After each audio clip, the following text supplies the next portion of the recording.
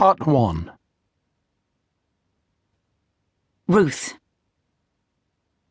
I'm afraid, Mrs. Becker, the news is not altogether comforting. I am in a posh private clinic in Bondi Junction with harbour views. Professor Melnikoff has silver hair and half-glasses, a sky-blue silk tie, and long hands clasped together on his desk. His thumbs play dryly with one another.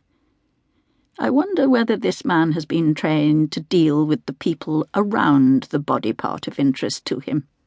In this case, my brain. Probably not. Melnikoff, in his quietness, has the manner of one who appreciates having a large white nuclear tomb between him and another person. And he has seen inside my mind.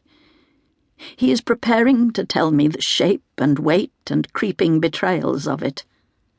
Last week they loaded me into the MRI machine, horizontal, in one of those Verdammten gowns that do not close at the back, designed to remind one of the fragility of human dignity, to ensure obedience to instruction, and as a guarantee against last-minute flight. Loud ticking noises as the rays penetrated my skull. I left my wig on. "It's Dr. Becker, actually," I say. Outside of the school I never used to insist on the title.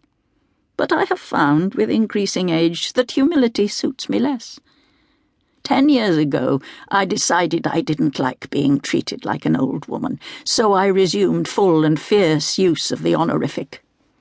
And comfort, after all, is not what I'm here for. I want the news. Melnikoff smiles and gets up and places the transparencies of my brain, black and white photo slices of me, under clips on a light board. I notice a real Miro, not a print, on his wall. They socialized the health system here long ago, and he can still afford that. There was nothing to be afraid of then, was there? "Well, Dr. Becker," he says, "these bluish areas denote the beginnings of plaquing." "I'm a doctor of letters," I say, "in English, if you don't mind." "You're really not doing too badly for your age." I make my face as blank as I can manage. A neurologist should know, at the very least, that age does not make one grateful for small mercies.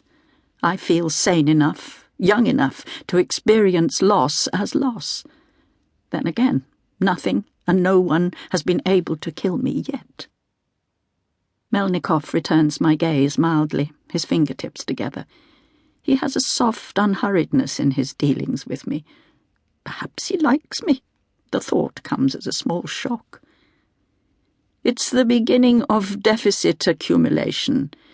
Aphasia, short-term memory loss, perhaps damage to some aspects of spatial awareness, to judge from the location of the plaquing. He points to soupy areas at the upper front part of my brain. Possibly some effect on your sight, but let's hope not at this stage. On his desk sits a wheel calendar, an object from an era in which the days flipped over one another without end. Behind him the harbour shifts and sparkles, the great green lung of this city. "Actually, Professor, I am remembering more, not less." He removes his half-glasses. His eyes are small and watery, the irises seeming not to sit flush with the whites. He is older than I thought. "You are?" "Things that happened, clear as day." A whiff of kerosene, unmistakable. Though that can't be right. Melnikoff holds his chin between thumb and forefinger, examining me.